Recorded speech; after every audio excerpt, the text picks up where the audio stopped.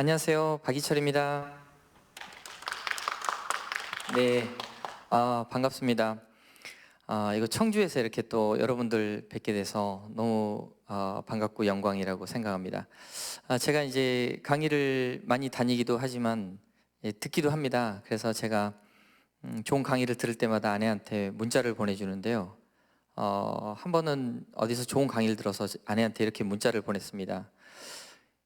여보, 세상에는 가장 소중한 금 세 가지가 있대. 황금, 지금, 소금이래. 우리 지금처럼 뜨겁게 사랑하자. 좀 닭살 돋나요? 네. 그랬더니 저희 아내가 문자가 옵니다. 지금, 현금, 입금. 예. 공통으로 있는 단어는 지금인 것 같습니다. 지금. 지금 이 순간 행복하지 않으면 영원히 행복하지 못할지도 모르는 것 같아요. 과거에 행복했던 건 행복했었던 거고 미래는 행복할 거니까. 그런데 이렇게 일방적인 강의는 사실은 좀 낯설기도 하고 그래서 고민을 많이 하다가 제가 정말 그동안에 못했던 정말 소중한 이야기들을 한번 들려주면 어떨까, 비밀스러운 이야기, 이런 생각을 했는데요. 여러분 혹시 이 강의를 듣게 되신다면 한 번도 들어보지 못한 아주 비밀스러운 이야기를 듣게 되지 않을까, 이런 생각을 하게 됩니다. 제가 오늘 여러분께 들려드릴 이야기는 거울에 대한 이야기입니다. 거울. 거울을 인식하는 5단계, 이런 소주제 속에서 사람이 사랑이다라는 주제로 강의를 드리려고 합니다. 여러분, 거울을 인식하는 1단계는 뭐냐면요, 그냥 거울을 보고 거울이라고 아는 겁니다. 너무 당연하죠. 근데 여러분들, 개들은 거울을 보면 어떻게 할까요? 네, 맞습니다. 개들은 거울을 보면 짖습니다. 고양이는 어떻게 할까요? 네, 덤빕니다. 사자는 어떻게 할까요? 마찬가지 덤빕니다. 거울을 거울로서 인식하지 못합니다. 그리고 덤비고 싸우고 어쩔 줄을 몰라 합니다. 여러분, 개들 한번 보여줘 보십시오. 거울. 매우 당황합니다. 그런데 오랑우탕 이상의 동물들은요, 거울을 보면 거울이라는 걸 압니다. 그죠? 거울을 보면서 머리도 매만지고요. 여러분들도 그러시죠? 머리도 매만져보고 미소도 지어보고 가장 이쁜 모습을 지어 보일 겁니다. 예. 여러분이 그 모습을 사랑하니까요. 근데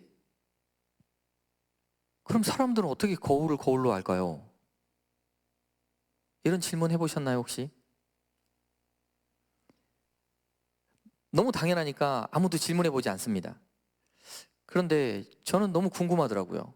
우리는 어떻게 도대체 거울을 거울로써 알까? 그러던 어느 날 아이가 거울을 바라보는 모습을 보면서 가만히 생각해 봤어요. 그랬더니 아마 이 둘 중에 하나인 것 같아요. 둘 중에 하나거나 혹은 둘 다거나. 하나는 뭐냐면요,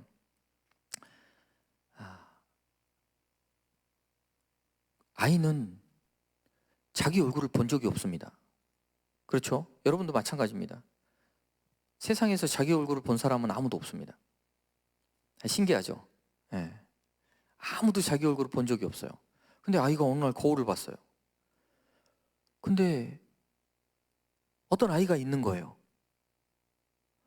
근데 이 아이는 이게 자신이라고 생각할 수가 없었을 거예요.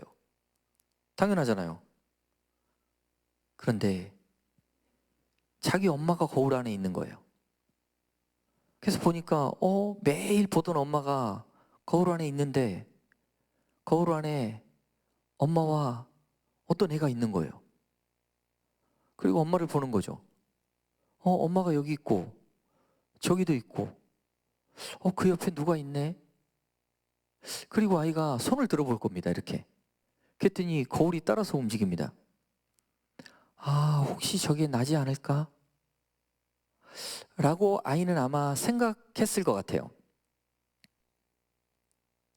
그렇다고 그게 나라는 확신은 안 들겠죠. 두 번째 단서는 이거였습니다. 거울을 바라보는 순간 이제 아이 혼자서 거울을 볼 때도 있잖아요.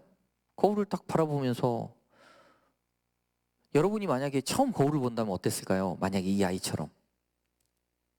여러분 틀림없이 거울을 다가가서 손을 이렇게 대봤을 겁니다. 제가 무슨 일을 했는지 이해되세요? 놀라운 일을 하고 있는 겁니다. 그게 뭐냐면요, 거울에 보이는 그 상을 진짜인지 가서 확인하는 겁니다. 다시 말하면 눈으로 보이는 것만 진짜라고 인식하는 게 아니고요, 눈에 보인 것이 진짜로 존재하는 것인지에 대해서 확인을 하는 겁니다. 확인을. 그런데 확인을 하기 위해서 거울을 만지면 어떻게 됩니까? 만져집니까? 안 만져집니까? 거울만 만져지죠. 자기가 그 모습이, 형태가 만져지지가 않아요. 그래서 이 아이는 생각하게 됩니다. 저게 가짜구나. 이게 무슨 뜻인지 이해되세요? 모든 동물들은 가짜라는 생각을 하지 않습니다. 다 진짜라고 생각합니다. 그러니까 이 동물의 세계에서는 가짜가 없어요. 모두 진짜예요. 그래서 거울을 보기 위해서 거울에 비친 자기를 보면서 그건 진짜라고 생각하는 거예요. 그래서 으르렁거리고 싸우고 물어뜯고 싶어 하는 거죠. 그런데 인간은 그 진짜가 가짜일 수 있다는 생각을 하게 된 겁니다. 이게 생각의 시작입니다. 이제 생각이 시작한 겁니다. 이게 더 나아가서는 어떻게 발전하냐면요, 진짜를 의심하는 순간 진짜가 가짜라는 사실이 증명되고요, 그 능력을 통해서 이제 가짜를 만들어내는 능력이 생겨요. 이게 1단계인데요 1단계의 모든 능력은 인간이 아무 조건 없이 가지고 있습니다. 이제 태어나서 몇 개월 안 된 애나 성장하신 분이나 IQ가 200이 넘는 사람이나 IQ가 80밖에 안 되는 사람이나 거울을 보고 거울이라고 인식하는 건 다 합니다. 이게 1단계예요. 1단계. 그러니까 여러분들은 이미 동물과 매우 차별화된 1단계에 도달하신 분들이에요. 근데 2단계가 뭔지 궁금하시죠? 어느 날 아내가 저한테 이야기합니다. 나쁜 아줌마 이야기를. 들어보니까 나쁜 아줌마가 매번 밥을 얻어먹더라고요. 지갑을 안 가지고 다니는 거예요. 제가 아내한테 물었습니다. 아내는 이 나쁜 아줌마의 모든 만행을 저한테 이야기해 주더라고요. 그래서 제가 쭉 들으면서 맞장구를 쳐줬어요. 야, 정말 나쁜 아줌마구나. 그랬더니 아내는 더 신이 났어요. 그래서 그 나쁜 아줌마의 이 만행들을 쭉 이야기를 해주는데 제가 그걸 듣다가 이제 조금 지겹기 시작했어요. 그래서 이렇게 물었습니다. 그런데 그 나쁜 아줌마는 진짜 나쁜 아줌마일까? 그래서 아내가 이야기했습니다. 아니 나쁜 아줌마라면서. 그래서 제가 아니 그 아줌마가 나쁜 아줌마가 되려면 모두가 나쁜 아줌마라고 해야 될 텐데 모두가 나쁜 아줌마라고 할까? 누군가에게는 사랑받는 아내일 수도 있고 누군가에게는 사랑받는 엄마일 수도 있지 않을까? 그랬더니 아내가 생각이 깊어지더라고요. 그러더니 뭐 나한테만 나쁜 아줌마네 이렇게 이야기하더라고요. 그래서 제가 그래 너한테만 나쁜 아줌마구나. 그러면 그 나쁜 아줌마는 어디 있을까? 그랬더니 아내가 심각한 표정이 점점 어두워지더라고요. 그러더니 여기? 제가 이 질문은 하지 않았어야 되는데 이 질문을 해버렸어요. 그럼 나쁜 아줌마는 누구야? 그랬더니 나야? 이렇게 이야기하더라고요. 우리는 누군가에게 비난을 들으면 어떤 생각이 드세요? 비난을 들으면 기분 나쁘죠? 매우 기분 나쁩니다. 그리고 하루 종일 아무 일도 할 수 없습니다. 심지어는 한 달, 두 달, 1년 동안 혹은 평생 가슴속에 멍으로 자리 잡죠. 그런데 아주 신기한 일이 있습니다. 누군가 저를 보고 넌 어떻게 그렇게 좀 이기적이냐 인간이. 그래서 제가 하루 종일 기분이 나빴는데 다른 사람들한테 물어봅니다. 내가 그렇게 이기적인 인간이야? 그랬더니 아니지. 너 얼마나 좋은 사람인데 이렇게 이야기해 줍니다. 그래? 또 다른 사람한테 물어봅니다. 그랬더니 야, 네가 얼마나 훌륭한데 이렇게 이야기합니다. 제가 지금 무슨 이야기를 했는지 이해되세요? 거울을 인식하는 두 번째 단계는 바로 상대방들이 다 거울이라는 사실입니다. 그리고 그들은 자기한테 비친 상대방의 이야기를 말로써 들려주는 겁니다. 여러분 2단계로 넘어온 사람을 본 적 있습니까? 없죠. 2단계 넘어오기가 너무 힘듭니다. 동물들이 1단계를 넘어오기 힘든 것처럼 인간이 2단계로 넘어가는 것조차도 너무 힘듭니다. 그래서 근데 그러면 제가 이걸 10단계로 구분했는데요. 그러면 사람들이 야 그러면 2단계도 못 넘어가는데 10단계는 어떻게 넘어가냐. 너무 좌절하지 마십시오. 제가 쭉 설명드리는 동안에 이게 그렇게 어렵지 않다는 걸 여러분께 설명드릴 겁니다. 3단계로 한번 넘어가 볼까요? 여러분들이 운전을 하고 가고 있습니다. 그런데 어느 날 횡단보도 앞에 빨간불이라 탁 섰는데 장애인 한 분이 휠체어를 타고 걸어오는데 너무 힘겹게 걸어오는 이게 가고 건너고 있는 거예요. 그런데 횡단보도에 신호등이 바뀌었어요. 그럼 여러분 어떻게 합니까? 기다리죠. 빵빵거리나요? 안 빵빵거립니다. 그냥 차분히 기다려줍니다. 빵빵거리면 이상한 사람입니다. 그죠? 못 보면 빵빵거릴 수 있죠. 다 기다립니다. 그런데 어느 날 똑같은 상황이 됐는데 이번에는 멀쩡하게 생긴 놈이 천천히 걸어가고 있는 겁니다. 그러면서 내 차를 한 번씩 쳐다보고 씩 웃고요. 또 걸어갑니다. 신호는 바뀌었는데. 그럼 어떻게 할까요? 빵빵거리죠. 빵빵거립니다. 왜 빵빵거립니까? 저런 XX 이렇게 막 이제 욕이 나오기 시작하는 거죠. 그런데 이 사람이 더 문제가 많은 사람입니까? 아니면 휠체어 타고 가신 분이 더 문제가 많은 사람입니까? 멀쩡하게 생긴 사람이 더 문제가 많은 사람입니다. 그죠? 네. 뭐가요? 정신적 문제가. 그러면 누가 장애가 더 깊은 사람입니까? 멀쩡한 사람이 장애가 더 깊은 사람입니다. 그러니까 더 기다려줘야 되는 거예요. 그런데 못 기다립니다. 못 기다려요. 왜? 내 마음에 비친 그의 모습이 진짜라고 착각하기 때문에 못 기다린다는 거예요. 여러분이 미워했던 모든 사람들이 다 이 맥락에서 나쁜 사람이 되는 겁니다. 이해되시죠? 여러분이 지금까지 미워하고 나쁘다고 생각했던 모든 사람들이 다 여러분 거울에 비친 겁니다. 제가 사람들한테 물어봅니다. 나쁜 사람 있죠? 그럼 사람들마다 나쁜 사람을 한두 명씩 다 가지고 있습니다. 그리고 이 사람이 얼마나 나쁜 사람인지 저한테 설명해 줍니다. 그런데 공통점이 하나 있습니다. 내가 나쁘다고 하는 사람들은요, 모두 내가 미워하는 사람입니다. 그렇죠? 막 인정하기 싫지만 고개는 저절로 끄덕끄덕 대죠. 네, 맞습니다. 내가 나쁘다고 생각하는 모든 사람들은 다 내가 미워하는 사람들이에요. 근데 왜 미워할까? 물어보지 않습니까? 그러면 아주 이상한 대답이 나옵니다. 나를 사랑해주지 않아서 미워하는 겁니다. 내가 원하는 대로 안 해주기 때문에 미워하는 거예요. 그러니까 여러분들이 나쁘다고 생각하는 모든 사람들한테 여러분이 뭐를 한 겁니까? 구걸을 한 거예요. 사랑 좀 해달라고.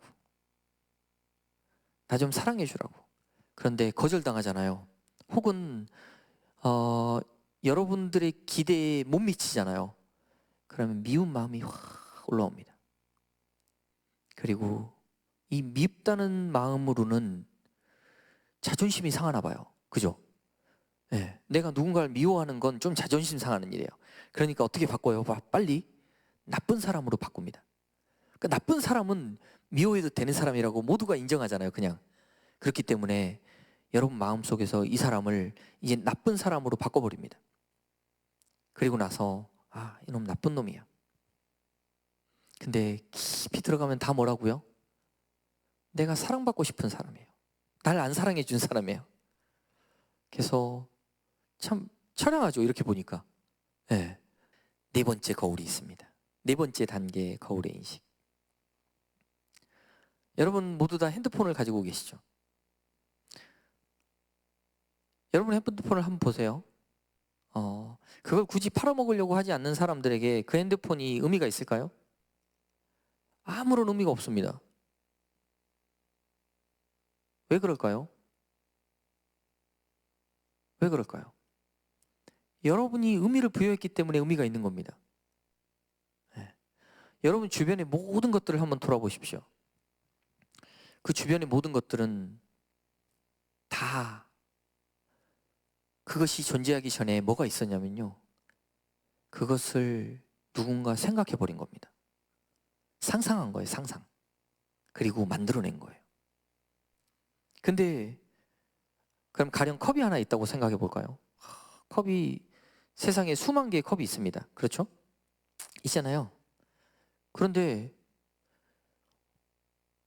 만약에 이 컵들 중에 어떤 컵이 여러분이 정말 사랑했던 사람이 마지막에 남기고 간 컵이에요. 그러면 이 컵은 수만 개의 컵들과 같은 컵일까요? 다른 컵일까요? 다른 컵이 됩니다. 그렇죠? 지금 제가 무슨 말씀을 드렸냐면요. 여러분이 보고 있는 모든 것들이 누군가의 생각에 의해서 만들어진 것들이라는 거예요.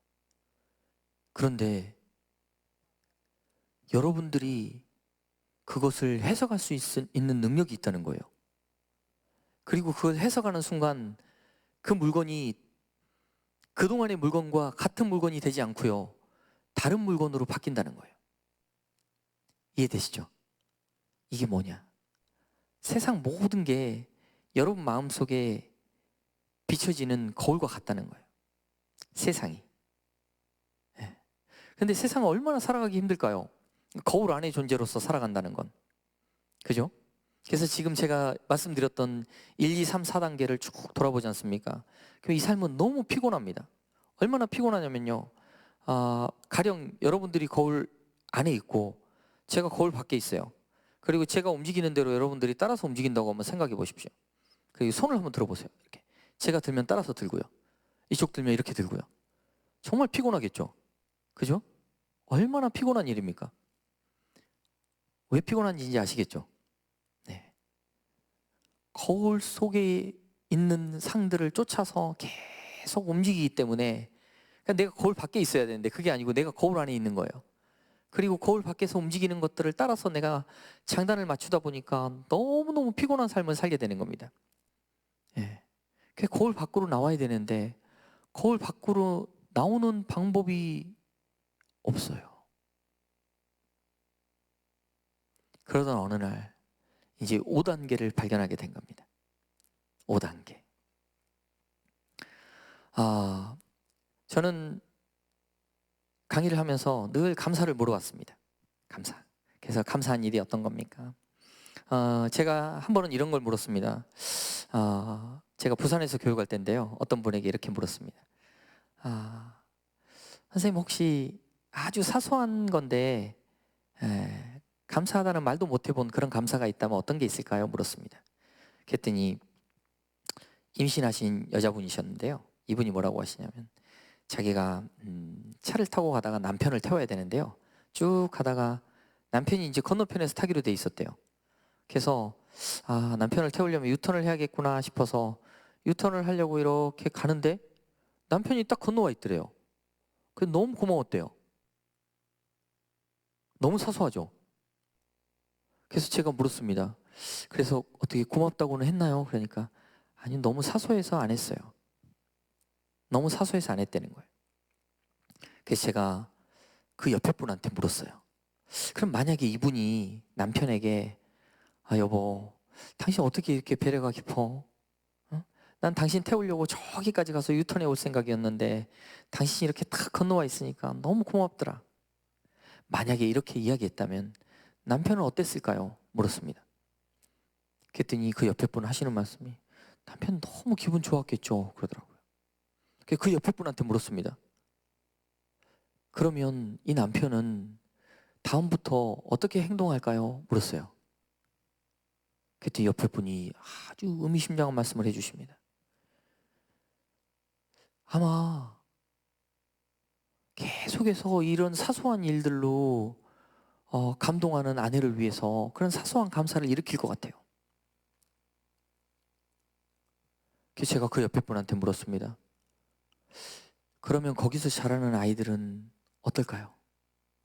너무 행복할 것 같아요. 그럼 걔네들은 공부를 잘할까요? 못할까요? 물었습니다. 공부를 너무 잘할 것 같아요. 성실할 것 같아요. 그리고 잘 지나가고 좋은 가정을 이루고 살 것 같다는 거예요. 그렇죠? 네. 좀 이상하지 않습니까? 많은 사람들이 감사 그러면은 정말 뭔가를 해줘야지, 내가 나한테 정말 좋은 명품 가방을 사줘야지 내가 감사할 것 같고, 그게 지속기간이 길 것 같은데요. 여러분들 가방 하나씩 받아보셔서 아시죠? 얼마나 가든가요? 시간이? 오래 안 가죠. 네. 길어봐야 한 달, 뭐 짧게는 하루, 하루도 안 가는 분들도 있더라고요. 그죠? 그런데 가방을 사기 위해서는 돈도 들어야 되고요. 노동력도 들잖아요.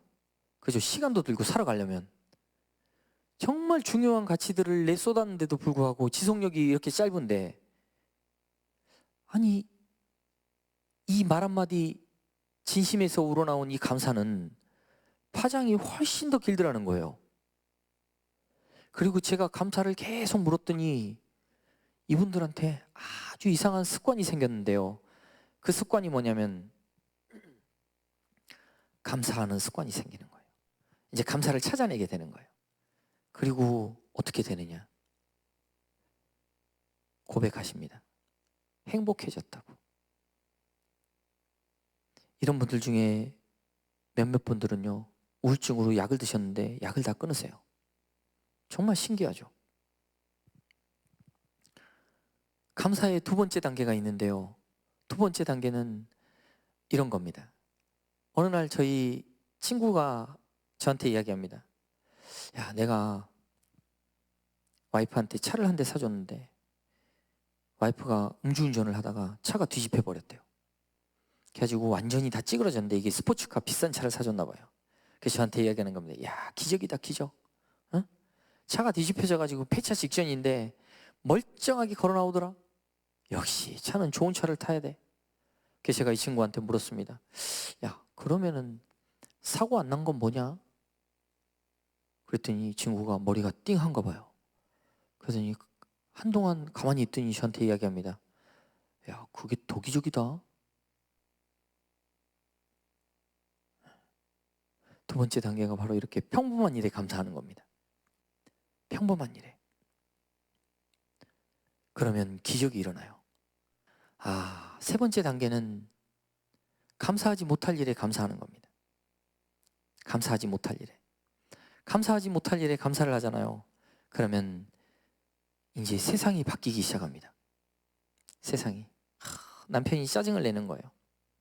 근데 세상에, 밖에서 얼마나 힘들었으면 집에 와서라도 이렇게 풀어주니 참 고맙다, 당신 고생했다. 남편이 이 여자가 약을 먹었나? 처음엔 이렇게 생각할 수도 있겠죠. 하지만 그게 몸에 배면, 야, 집에 가면 얼마나 행복하겠어요. 그죠? 그래서 나는 집이 제일 좋더라, 이렇게 생각하게 되는 겁니다. 그게 뭡니까? 남자는 여자하기 나름인 것, 여자도 남자하기 나름인 것처럼. 다섯 번째 거울을 인식하는 단계는 뭐냐면요, 그 거울 밖으로 나오는 방법을 이야기 드리는 겁니다. 근데 아주 재밌게도 여러분 1단계는 되셨다고 제가 말씀드렸잖아요.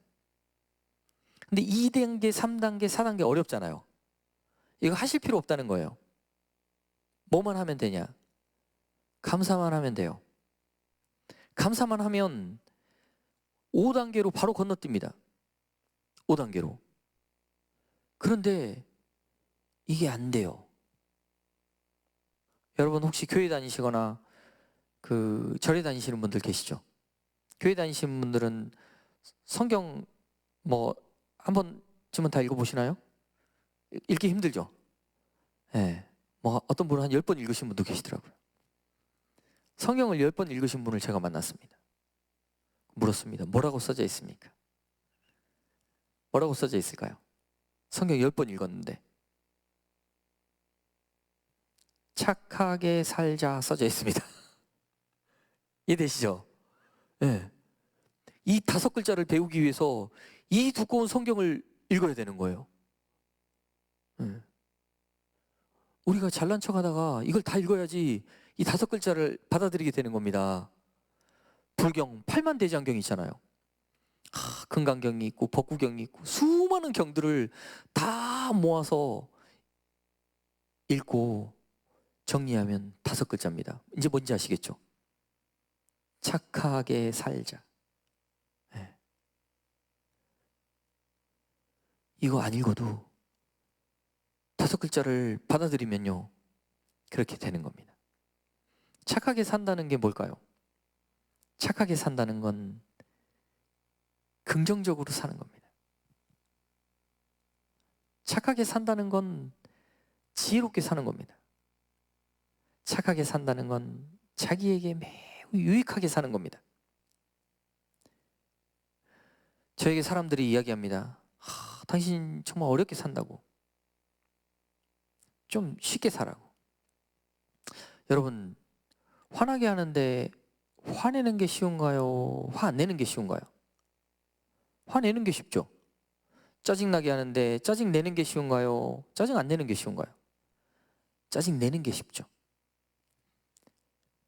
여러분들은 쉽게 살잖아요. 우리가 다. 그래서 쉽게 살면 어떤 존재가 될까요? 그렇습니다. 쉬운 존재가 됩니다. 쉬운 존재는 뭘까요? 누구에게 쉬운 존재라는 겁니까? 세상에게 쉬운 존재라는 이야기예요. 조금만 고난이 와도요 금방 엎어질 거예요. 그리고 좌절하고 실망해서 일어나지도 못할 거예요. 그리고 왜 이런 일이 나에게만 생겼냐고 막 세상을 탓하고 부모를 탓할 거예요. 이게 쉬운 존재입니다. 그런 분들 때문에 여러분들이 괴롭잖아요 지금. 그죠? 쉬운 존재가 되는 건 너무 쉬운 일입니다. 뭐 어려운 일은 뭘까요? 화를 나게 하는데 화를 안 내보는 것. 짜증나게 하는데 그것이 진짜가 아니라는 걸 알아보는 것. 고난이 오는데 이 고난이 왜 나한테만 오는 거야? 라고 생각하는 게 아니고 야, 이 고난을 통해서 내가 좀 더 성장해야지 라고 생각하는 것. 이런 게 어려운 존재가 되는 겁니다. 어려운 일입니다. 그럼 어려운 일을 하면 어떤 존재가 됩니까? 어려운 존재가 된다는 거예요. 그러면 이제 아주 재밌는 질문이 가능해지죠. 어려운 존재가 세상을 살아가는 게 쉬울까요? 쉬운 존재가 세상을 살아가는 게 쉬울까요?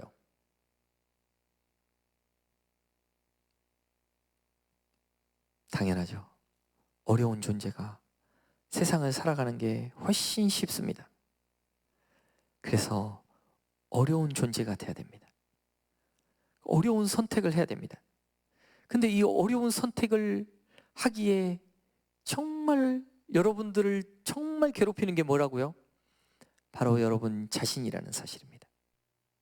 여러분 자신. 그래서 제가 마지막으로 한 가지 에피소드를 들려드리고 정리할까 합니다. 제가 거울의 5단계를 말씀드렸는데요. 다 기억하기 힘드실 겁니다. 그래서 5번째만 하면 되는데 5번째도 잘 안 돼요. 그래서 제가 조금 더 팁을 드리기 위해서 이 에피소드를 여러분께 말씀드립니다. 저는 군대를 공군장교로 갔는데요. 대학을 졸업하고 좀 철이 들었었나 봐요. 제가 박이철이잖아요. 철이 2개 있어요. 그래서 어른들이 저보고 같이 있으면서 내가 철이 아직 덜 들어가지고 얘랑 있으면 하나씩 나눠 갔는데요. 그래서 좀 철이 들었던 것 같아요. 그래서 제가 뭘 했냐면요. 군대 가기까지 한 3개월 정도 시간이 비었어요. 그래서 제가 막노동판에 가가지고 일을 했어요. 제가 그 일을 하게 된 이유는 부모님께 노동을 통해 가지고 용돈을 드릴 수 있는 마지막 기회라고 생각했어요. 그래서 열심히 일을 했습니다. 그리고 이제 돈을 받아서 드리고 갔는데 그 중간에 어떤 일이 있었냐면 겨울이었는데요. 제가 하던 일은 이 소방도로 공사 현장이었어요. 그래가지고 야외 공사 현장인 거예요. 그러니까 우천시에는 일이 안 돼요. 근데 겨울인데 비가 오는 거예요. 그러니까 첫날 비가 왔는데 이게 이제 노동으로 잔뼈가 굵다 보니까 막 일을 안 하니까 몸이 근질근질한 거예요. 그래가지고 인력시장을 나갔어요. 새벽 5시 반에. 그랬더니 이제 아저씨가 이제 일 잘하게 생긴 사람들 데리고 갑니다. 비가 오는 날인데. 데리고 가더라고요. 어딜 갔는데 여기는 건물 내부에서요. 외벽에 쌓는 대리석을 옥상까지 나르는 일이에요. 그러니까 비를 안 맞아도 돼요. 그런데 제 평생에 이렇게 힘든 일을 해본 적이 없는 것 같아요. 그렇게 이틀을 했어요. 하루에 4만 원씩 목욕비까지 해가지고 목욕비를 2,000원 줬어요. 그러니까 8만 4천 원을 받아야 되는 거예요. 제가 하던 소방도로 공사 현장은 5만 원씩 줬는데 여긴 4만 원밖에 안 주는 거예요. 소방도로 공사 현장보다 일은 2배가 어려웠어요. 힘들고. 사장님이 너무 잘생겼어요.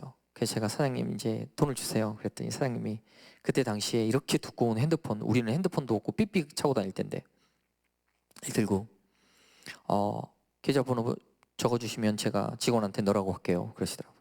그래서 제가 계좌번호를 적어드렸습니다. 이제 뭐 지금처럼 뭐 이렇게 문자로 뭐가 오는 것도 아니고 통장을 매번 확인해야 됩니다. 그래서 이제 비가 다시 개고 저는 이틀 일한 걸 받아야 되는데 소방도로 공사 현장을 갔다가 오는 길에 은행에 가가지고 이제 통장을 찍어보는 거예요. 돈이 안 들어와요. 그럼 전화를 합니다. 이분은 이제 발신자 표시도 없으니까 항상 전화를 받아요. 항상 전화를 받아서 똑같은 말씀을 하세요. 저희 직원이 깜빡한 모양인데 계좌번호 한 번만 불러주시면 제가 바로 넣으라고 하겠습니다. 제가 입대할 때까지 전화를 했어요. 근데 입대할 때까지 그 이야기를 하시더라고요. 그리고 인관을 했어요. 저는 사천에서 근무를 했는데 사천에 이렇게 BOQ라고 장교들 숙소가 있는데 숙소 앞에 구름다리가 하나 있었습니다. 구름다리를 딱 건너가면은 이제 공중전화가 한 대 있는데 그 공중전화를 매일같이 건너온 거예요. 와가지고 전화를 합니다.